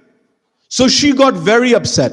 Some people came from Africa and they came to Uthman and they were very upset at Uthman. Why were they very upset with Uthman? They were very upset with Uthman because the African money that the African tribes were sending to the Muslim empire, the Muslim tribes, he was taking their money and giving it to Marwan and others. They said, wait, hold on a second. Who are you giving this money to? So they made a tribe, they made a group, a delegation, and they came to Medina. When they came to Medina, Uthman said, I don't want to see them. They went to Aisha. When they went to Aisha, at that point in time, she was already upset and she used this opportunity and she raised a slogan. She said, kill the Jew, referring to Uthman. When she raised this slogan, some people went and they attacked Uthman, the same tribes that came. They killed him. At that point in time, by the way, Amir al-Mu'mineen, they say Amir al-Mu'mineen, they tried to blame Amir al-Mu'mineen later. Amir al-Mu'mineen had actually sent Imam Hassan to protect Uthman. Even though they did not see eye to eye, he still made sure that his life is protected. Nonetheless, when this happened, Imam Ali rises to the Khilafah because people come to Imam Ali's door. When they come to Imam Ali's door, Imam Ali becomes the Khalifa. When Imam Ali becomes the Khalifa, Aisha then goes from Medina to Mecca, and she goes by the Kaaba and she gathers Talha and Zubair, and she raises an army to establish and lay the foundation of the Battle of Jamal. People went to Aisha and they said, look, hold on a second. You were the one who was saying get rid of Uthman. Now Uthman is gone. Now you're raising an army against Ali. She said, yes, I said that, but this second statement is better than the first. Now stay with me here. This is very important. Why? Because when she raised the army and Jamal and all of this happened, they began to say Ali is the one who's responsible for Uthman's death. Imam Ali sent Imam Hassan to defend Uthman, not because he agreed with him, but just because of the principle that you cannot kill this person outright. You have to have him on trial or something like this. But why didn't Imam Ali go himself? Imam Ali, if he goes to defend Uthman himself, they'll say, oh, Ali was supporting Uthman. So he was looking at the strategy. Now, stay with me. When all of this happened, imagine if Imam Ali alayhi salam takes Fadak back after he comes to power. What happens? History says Ali had a motive to kill Uthman. Why? Because Uthman comes to power, he gives Fadak to Marwan. When he gives Fadak to Marwan, Uthman is assassinated and killed. Ali comes to power. The first thing Ali does is he takes Fadak back. That shows that Ali wanted to kill Uthman and he's responsible for the killing of Uthman. That's what historians would have said. And number two, the Ahlul Bayt were never there to take by force. They were never there to usurp. They were never there. They had no value of the seat itself. It's very important to understand that. The third level, did the event of the door actually happen? Stay with me here. Did the event of the door actually happen? Because this is a question. Some people say that this event of the door didn't happen. Did Umar come to the door? Did he light it on fire? This is important to note. Why? It's vital to note. Shibli Nomani and Al-Faruq, not Shia. His book is used in universities. He says, in my view, the event of the door is inconclusive. I don't know if it happened or not. He's giving his view. He's saying, however, if the Shia say that happened, I would not be surprised if what the Shia say that happened is true based on the demeanor of Umar ibn al-Khattab. Now question, what did Shibli Nomani know about the demeanor of Umar before and after Islam? This is a question. Because people may ask, did this event happen or not? The question that we need to ask, did the second Khalifa ever commit domestic violence, or did he commit violence against a woman before, during, or after Islam? This is a question. And the answer is categorically yes. Do you know the first person? What did Shibli Nomani know about the personality of Umar that led him to believe that I would not be surprised if what the Shia say is true is true? He knew something. What did he know? He knew that the first person that Umar, on documented record, attacked which women was his own sister. His sister accepted Islam before him. When he heard the news, because either he was a pagan or a Jew according to historians, when he came forward, he found out that his sister has become Muslim. He went to her house, barged into her house, and beat her viciously. In fact, he even beat her husband. Documented on record. Second event, during the reign of the first Khalifa, Abu Bakr is standing there. And at that point in time, Omar is there, and he beat a woman. And he beat her so severely, according to historians, that he said that I would beat you more if I had the energy. I've tired from beating you. I don't have any more energy. Who's the third person? The third person on record documented that Omar beat publicly was Farwa. Farwa who? The sister of Abu Bakr.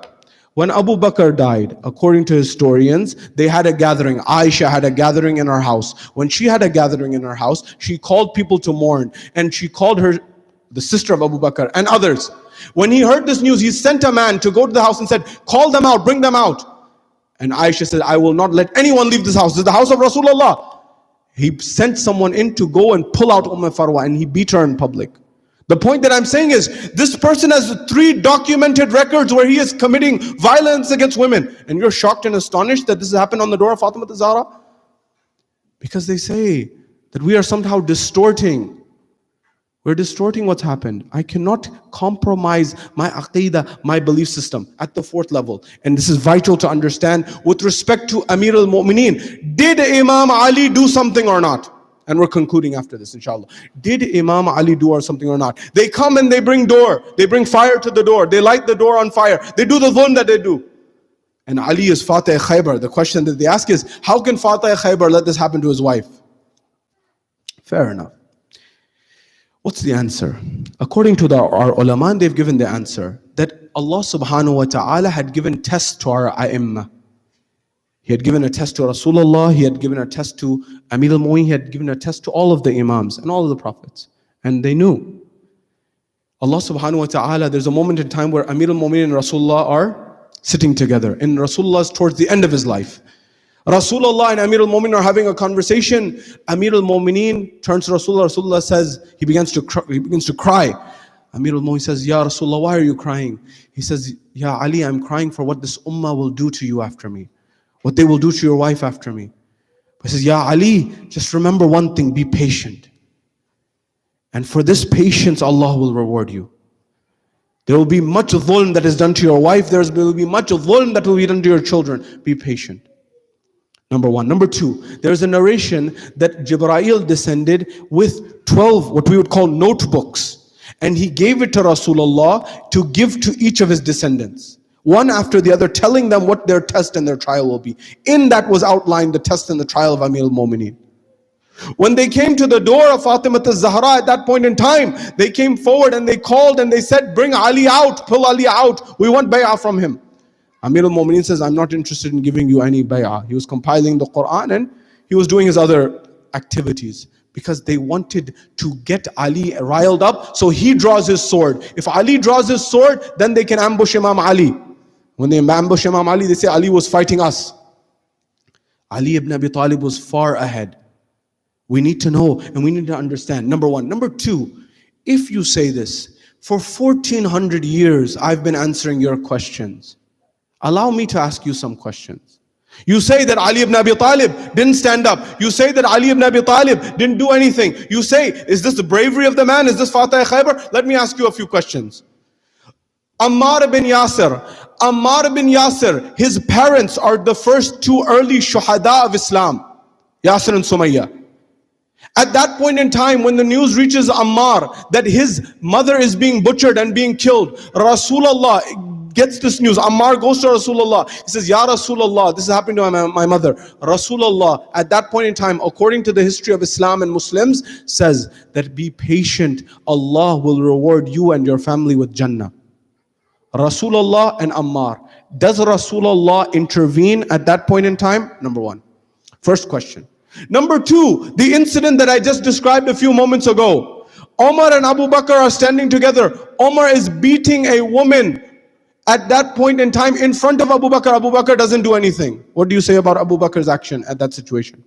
Number 3, documented on record, Uthman, at that point in time, they ambushed Uthman's house, they raided and they beat his wife and they cut her finger, documented on record. He didn't do anything. What do you say about his shuja'ah? What do you say about his courage? My answer to you is this: whatever you apply to these 3 scenarios and answer, that will be your answer for Amir al-Mu'mineen. 1400 years I've been answering your questions. Give me the right to ask you 1 or 2 questions. You see, my dear brothers and sisters, Fatimah az-Zahra's position and maqam is not to be neglected. Remember, I am in agreement and I am following what our marajah say. All of our marajah say, our Ahl Sunnah brothers are our own nafs. I agree. Sayyid Sistani is my marja as well. But no marajah, no marja, no scholar says compromise on your aqeedah, on your belief system. It's vital to understand, because if people begin to say that these things never happened, the next step will be is Shiaism was just a political movement. It has no religious basis. And this argument has been made for centuries. The differences exist for a reason. Why did this all happen? Ibn Abil Hadid al-Mu'tazili. His name is telling you he's not Shia. He's Mu'tazili. He wrote Sharh Nahjul Balagha. They asked him, why didn't he give Fadak back? Why didn't the Khulafa give Fadak back? He said, I will explain to you. The Sunni scholar, Ibn Abil Hadid al-Mu'tazili, he said, I will explain this through an example. He said the example of 2 students. And these students were asked for an examination to give and say all the letters. For example, A, B, C, D, all the way down. And at that point in time, the first one, he starts saying A, Alif, Ba, Ta, Tha, all the way. And then at that point in time, he stops in the middle. His teacher gets very angry at him because he's not able to finish. His second colleague next to him, he says, say Alif. He doesn't even say Alif. He didn't. He said, what? He said, I don't know. He just moved on. He said, why didn't afterwards, after the class ended, he looked at his friend, he said, why didn't you say anything? Ibn Abdul Hadid is saying this. He says, you didn't even say Alif, I at least said a few letters. He said, you said a few letters, the teacher got very angry at you. I didn't say anything, the teacher moved on and said, I'm not going to waste my time with you. You see, Ibn Abdul Hadid says, if he gave back Fadak, it would not stop at Fadak. He would have to then ultimately give back one property after the other, up until the point that he has to give back Khilafah to Ali ibn Abi Talib. That was the real issue. That was the real burning issue that was going on. If he accepted that Fadak was their due right, he would have to ultimately accept that the Khilafah belonged to Ali. That's why the event of the door, the event of Fatimah az-Zahra, the personality of Fatimah az-Zahra is not disconnected from Ghadir. And it is not disconnected from Karbala. Because if the event of the door had not happened, perhaps Karbala would not happen. Because before he entered and before he lit fire, Fatimah az-Zahra said, this is the house of Hassanain, where Hassan and Hussein live. And everyone knew that Rasulullah said, Hassan and Hussein are Sayyid Shabab Ahl al-Jannah. And he said, so what? Wa'in. That wa'in is one of the darkest spots in the history of Islam. That allowed everything to happen. Ghadir, Fatimah az-Zahra, Karbala, never forget it. 2 lines of poetry I'll translate. The poet says, Falak pe likha hua waqia Ghadir ka hai, aur ye aftab nahi hashiya Ghadir ka hai, aur lagane aag jo aaya hai baite Zahra par, wo koi aur nahi dil jala Ghadir ka hai. The poet says, whoever came to the house of Fatimah az-Zahra, whoever it was, and lit fire on the house of Fatimah az-Zahra, that was no one except someone who had his heart burnt in Ghadir. He was afraid and he was worried and he was concerned. He didn't get that position. Know this. There's much to be said. I'm leaving everything. This is a night for us to remember Fatimah az-Zahra. Never compromise, my dear brothers and sisters, on the position and the maqam of Fatimah az-Zahra, on the calamities and on the difficulties. Imam al-Askari says, we are the hujjah on the people. And our grandmother Fatimah az-Zahra is a hujjah on us. We're told the difficulties and the calamities are tremendous. After Rasulullah departs this world, Fatimah az-Zahra is crying day in and day out, day and night. The people come to Amir al-Mu'mineen, they say, Ya Ali, tell your wife, tell Fatimah az-Zahra to either cry in the day or cry in the night, because we're not able to do our business, we're not able to do our work, we're not able to do anything. At that point in time, Amir al-Mu'mineen goes to Fatimah az-Zahra and says, my wife, I don't know what to say to you. However, the people of Medina have said, either cry in the day or cry in the night, because when you cry day in and day out, they are not able to work, they are not able to do anything. Your wails have caused them to stop. Fatimah az-Zahra calls out and she remembers her father and she cries out, Subbat alayya masaibun law annaha subbat ala al-ayyam sirna layaliya. Baba, my father, those calamities befell me after you, that if they fell on the days, they would become the dark nights. According to the narrations say that Imam Amir al-Mu'mineen, he built a house away, a little distance away. It was called Bayt al-Huzn or Bayt al-Ahzan, the house of sorrows, where Fatimah az-Zahra would go and she would cry, 1,000 salams on you, Fatimah az-Zahra. May Allah elevate your position even more. But come to Karbala. Sakina wants to cry on the body of her father. When she wants to cry, someone slaps her, someone pulls her, someone takes her away. At least you had Baytul Ahzan. Ajrukum ala Allah, ajrukum ala Allah. There's a moment in the final nights of Fatimah az-Zahra. The narrations say that Fatimah az-Zahra told Imam Ali, she said, oh Abul Hassan, send everyone away, send Asma away, send the children away. I need to do some wasiyah to you. I need to give my wasiyah, my will to you. Very well. Amir al-Mu'mineen sent the children away. Amir al-Mu'mineen sent Asma away. They sat down, husband and wife. At that point in time, Fatimah az-Zahra, she begins to say to Amir al-Mu'mineen, she says, oh, my husband Ali, my 2 children after me, I won't be long in this world. After me, my 2 children, Hassan and Hussein, and our other children, be light with them, be loving with them, do not be harsh with them, because they have never lived without a mother. Amir al-Mu'mineen says, oh, daughter of Rasulullah, they are Rasulullah's children, how can I be harsh with them? At that point in time, Fatimah az-Zahra says, my second wasiyah to you, my second will to you, my second point, make sure that the people that I am angry with, that I am upset with, they do not come to my funeral, they do not know where I am buried. Abul Hassan says, very well, I will make sure of it. At that point in time, she says, one more thing, Abul Hassan, that after you bury me, just do one thing for me. Make sure that you don't forget me. Once in a while, come to my grave and give your salams on me. At that point in time, Amir al-Mu'mineen begins to cry. He says, oh, daughter of Rasulullah, I also want to say a few things to you. At that point in time, Amir al-Mu'mineen looks at Fatimah az-Zahra. He says, my dear wife, soon you will meet your father Rasulullah. When you meet Rasulullah, tell him what this ummah did to you. Tell him everything that happened to you. Make sure he knows. Number 1. Number 2, Fatimah az-Zahra, know this, that I did not have much to give you. Please do not complain to your father Rasulullah, because perhaps I served others, but I was not able to serve you. Fatimah az-Zahra began to cry. She said, Abul Hassan, you always were there for me. He says, one final thing. Amir al-Mu'mineen says, he says, oh Fatima, I will come to your grave and I will give my salams on you. But Fatima, know this, the situation in Medina is such that now no one gives their salam to Ali. In fact, when I say salam to others, they don't respond to my salam.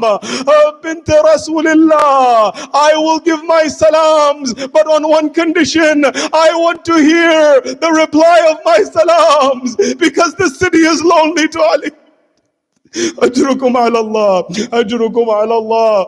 The final narrations, Azadaro, the narrations say that on that day, when they came with the fire, when they came to the door, Shibli Nomani himself says that when they brought the fire, he says, I believe they brought the fire, not to use it, but to intimidate the daughter of Rasulullah. Shibli Nomani, you accept that someone would bring fire to intimidate the daughter of Rasulullah? How can you accept this? Even that is an injustice.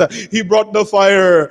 She said, this is the house of Hassanain. He said, wa in, let it be. He lit fire to the door. Fatimah Az-Zahra is behind the door. He put his leg on the door. He pushed the door. There was a nail in the door.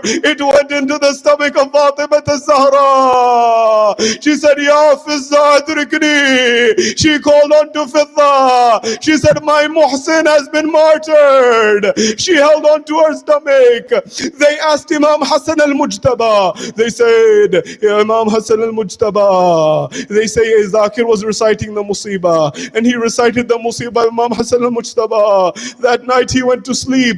When he went to sleep, he saw Imam Hassan. He said, you don't recite my Masaib. You don't recite my difficulties. He says, I recite, Ya Ibn Rasulillah. I tell them that you are poisoned. I tell them that your liver came out. I tell them that there were arrows shot on your body. He says, you don't tell my most difficult calamity. He says, what was the most difficult calamity? He says, I was but a few years old. I was a young boy in Medina. I saw that they struck my mother Fatimah Az-Zahra on her face.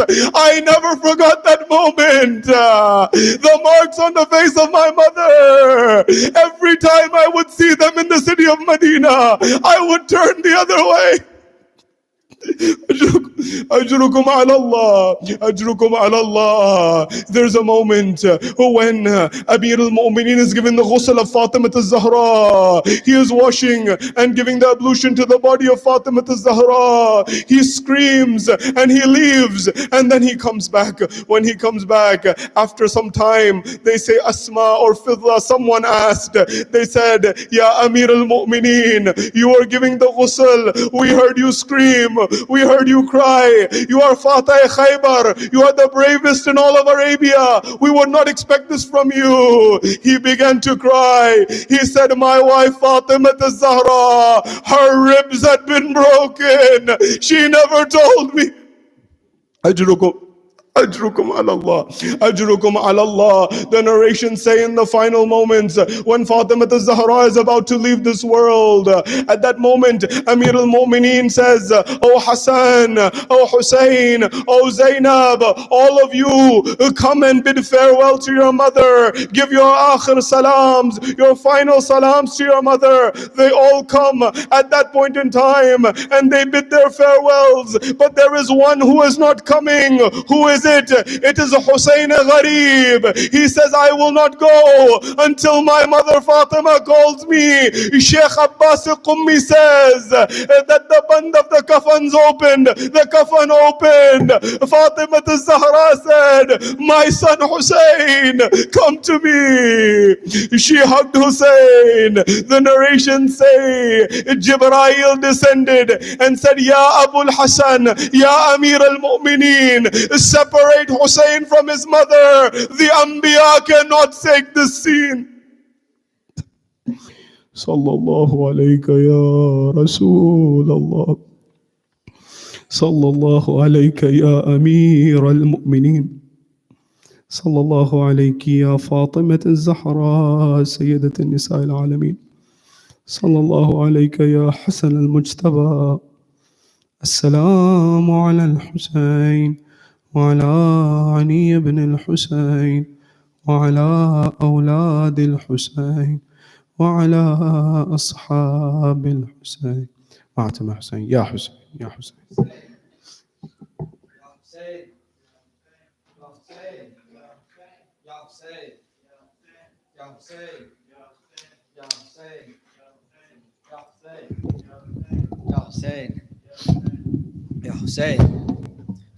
Ya Hussein. आज रुखसत हो रही है तुमसे ज़हरा या अली. आज रुखसत हो रही है तुमसे ज़हरा या अली. क्या कहूँ दिल में ख्याल आते हैं क्या क्या या अली. आज रुखसत हो रही है तुमसे ज़हरा या अली. हाँ मदीने वालों को था میرا رونا ناگوار. ہاں مدینے والوں کو تھا میرا رونا ناگوار. آج سے ہوگا نہ ان لوگوں کو شکوا یا علی. آج رخصت ہو رہی ہے تم سے زہرا یا علی. دشمنوں کو تم نہ آنے دینا میری لاش پر. دشمنوں کو تم نہ آنے دینا میری لاش پر. پردہ شب میں میری میت اٹھانا یا علی. آج رخصت ہو رہی ہے تم سے زہرا یا علی. بعد میرے جان کیا ہو حال بچوں کا میرے. بعد میرے جان کیا ہو حال بچوں کا میرے. ان کو ایذا ہو تو ہوگی مجھ کو ایذا یا علی. آج رخصت ہو رہی ہے تم سے زہرا یا علی. فاقے کر کے آفتوں سے میں نے پالا ہے انہیں. فاقے کر کے آفتوں سے میں نے پالا ہے انہیں. تم خیال ان کا میری خاطر سے رکھنا یا علی. آج رخصت ہو رہی ہے تم سے زہرا یا علی. جانتے ہیں آپ یہ نازوں کا پالا ہے حسین. جانتے ہیں آپ یہ نازوں کا پالا ہے حسین. وہ اگر روئے دلاسا اس کو دینا یا علی. آج رخصت ہو رہی ہے تم سے زہرا یا علی. تم کو زحمت ہوگی لیکن میری تسکی کے لیے. تم کو زحمت ہوگی لیکن میری تسکی کے لیے. میری تربت پہ میرے بچوں کو لانا یا علی. آج رخصت ہو رہی ہے تم سے زہرا یا علی. رہ گئے اپنا کلیجہ تھام کر مولا سعید. رہ گئے اپنا کلیجہ تھام کر مولا سعید. بولی زہرا جب خدا حافظ تمہارا یا علی. آج رخصت ہو رہی ہے تم سے زہرا یا علی. یا حسین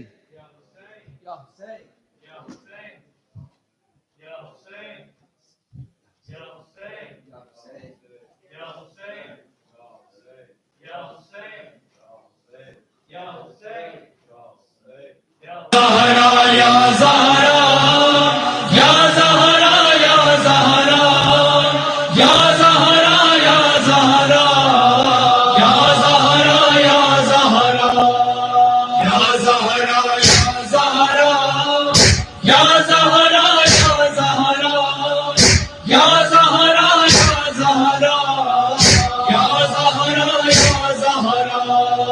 آدھی رات کی تاریکی میں لے کر چشمے دار، آدھی رات کی تاریکی میں لے کر چشمے دار، میرے مولا آ جاتے ہیں قبر زہرا پر، ہائے کرب امام زمانہ قبر زہرا پر۔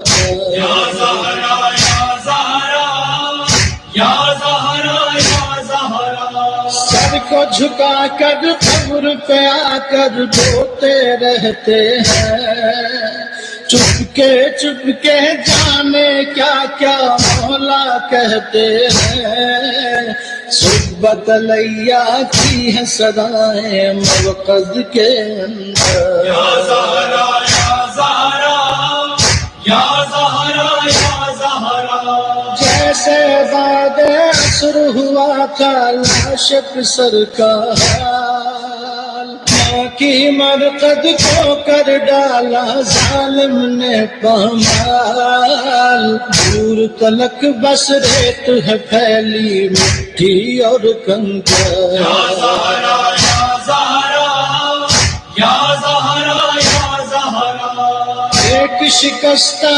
پہلو کی آواز میں کیا ہے درد، عرش الہی کانپ رہا ہے، چہرہ دل ہے زرد، اشک میں ڈوبی ہوئی مٹی ہے، بوتے ہیں پتھر۔ یا زہرا یا زہرا یا زہرا یا زہرا، غیبت کے پردے میں ہوں محرومی تو دیکھیں، دادی اپنے پوتے کی مظلومی تو دیکھیں، دادی میری آنکھوں میں ہے شام کا ہر منظر۔ یا زہرا یا زہرا یا زہرا یا زہرا، رات کی اوس ہے دل کی دھوپ کا ہے آزار یہاں، قبر کے اوپر سائے کا بھی کوئی نہیں امکان،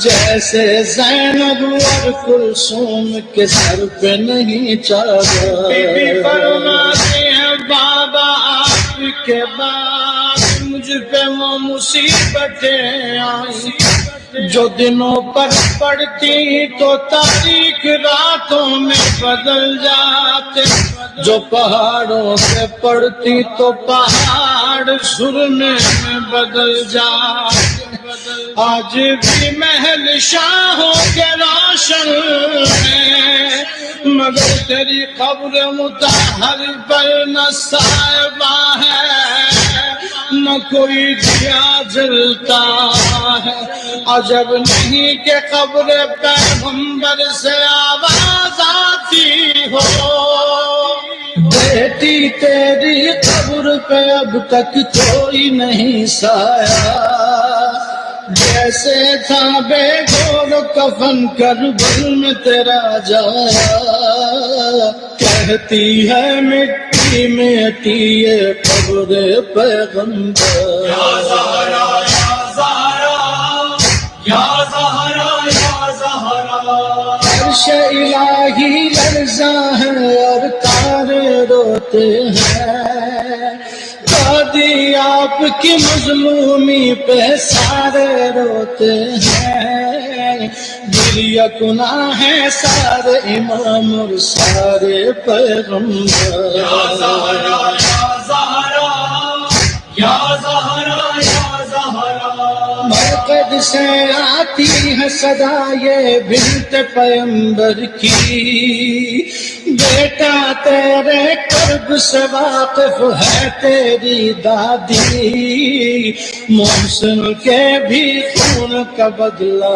واجب ہے تجھ پر۔ یا زہرا یا زہرا یا زہرا یا زہرا، دادی آپ کے پاس ہے اب بھی کرتا سور کا، دادی مجھ کو بس لینا ہے محسن کا بدلہ، آپ دعا دیں کھل جائے بس غیبت کا یہ در۔ یا زہرا یا زہرا या ज़हरा या ज़हरा खाक में है इस वक्त भी मेरे हैदर की तलवार। मैं तो हर एक सूरत में हूँ आने को तैयार। जो के कमर मौला ने कहा तैयार नहीं लश्कर। या ज़हरा या ज़हरा या ज़हरा या ज़हरा या ज़हरा या ज़हरा या ज़हरा या ज़हरा या ज़हरा या ज़हरा या ज़हरा या ज़हरा या ज़हरा या ज़हरा या ज़हरा یا زهرا گوش بشه. وای کنم جانب قبر پیامبر، وای دلم کوبم به دیوار بندیسم، در میکشم در جستجویش من به هر دم. آخر کجاستی بگو مظلوم مادر، آخر کجاستی بگو مظلوم مادر، آخر کجاستی مظلوم گم کرده در بدن چندین نشان داشت. یا زهرا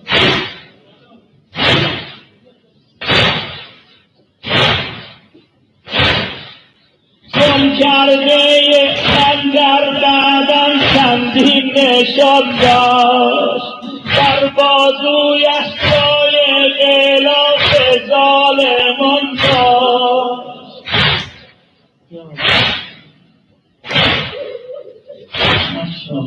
اندوشه از هجر دلم اشکی روان داشت، از داغ محسن در دلش آتش فشان داشت، از داغ محسن در دلش آتش فشان داشت.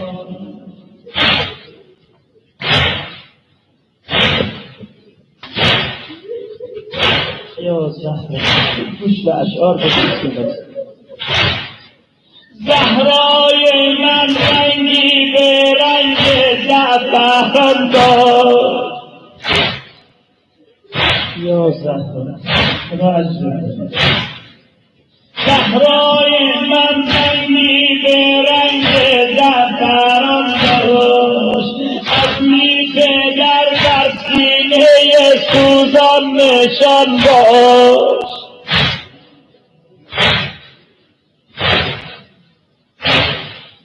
اندر جوانی قامتی همچون کمان داشت، با کودکان در بیت و لحظم آشیان داشت.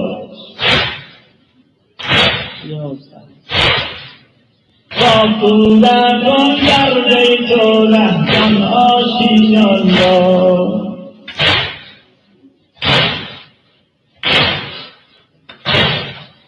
اشکم ز مجرم میرود تا بهانه،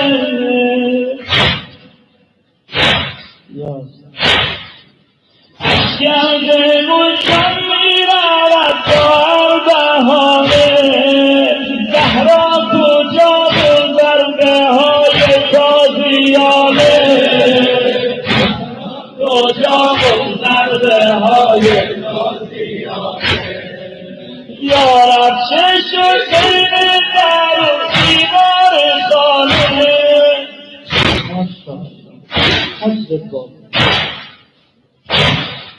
یارب چه شد بین در و دیوار خانه، از سینه زهرا چهرا گم شد روانه، از سینه زهرا چهرا از سینه زهرا چرا ای جان فدای دیدگان کن فشان ای جان فدای دیدگان کن فشان ای من بمیرم بهر قبر بینشان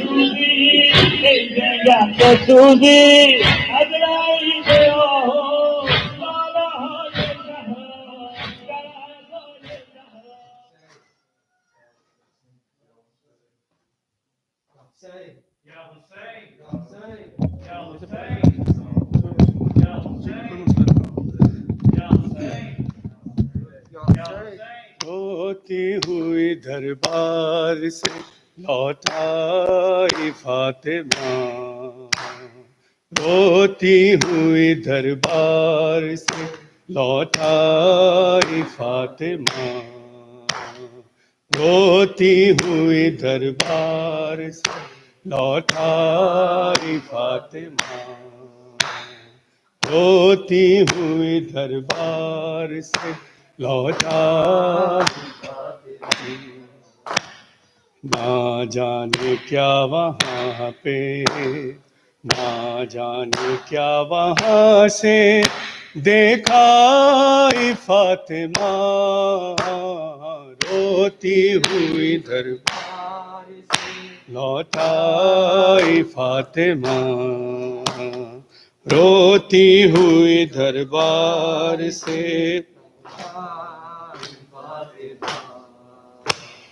روتی ہوئی دربار سے لوٹائی فاطمہ اس بات کا نہیں غم جاگیر چھین لی اس بات کا نہیں غم جاگیر چھین لی ہونا تو یہ ہے تم نے ہونا تو یہ ہے تم نے جھٹلائی فاطمہ روتی ہوئی دربار سے لوٹائی فاطمہ روتی ہوئی دربار سے محسن کو بھول جانا انسانیت نہیں محسن کو بھول جانا انسانیت نہیں پہچانو محمد کی پہچانو محمد کی ہے جائے فاطمہ روتی ہوئی دربار لوٹائے فاطمہ روتی ہوئی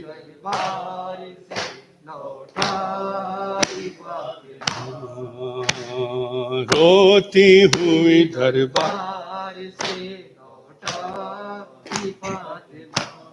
رو رو کے کہہ رہی ہے قبر رسول سے رو رو کے کہہ رہی ہے قبر رسول سے تیرے بعد دوسرے نے تیرے بعد دوسرے نے ہے ستائی فاطمہ روتی ہوئی دربار سے لوٹائی فاطمہ روتی ہوئی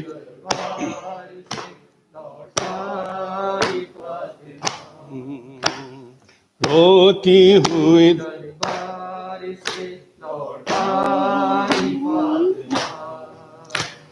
زینب سے کہہ رہی ہے تیری رضا کی خیر زینب سے کہہ رہی ہے تیری رضا کی خیر منظر بازار شام کا منظر بازار شام کا دیکھا فاطمہ روتی ہوں دربار سے لوٹائی فاطمہ روتی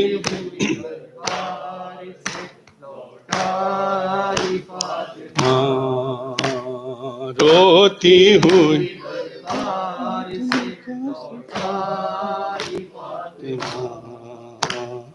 اس بات کا نہیں غم جاگیر چھین لی اس بات کا نہیں غم جاگیر چھین لی رونا تو یہ ہے تم نے رونا تو یہ ہے تم نے جھٹلائی فاطمہ روتی ہوئی دربار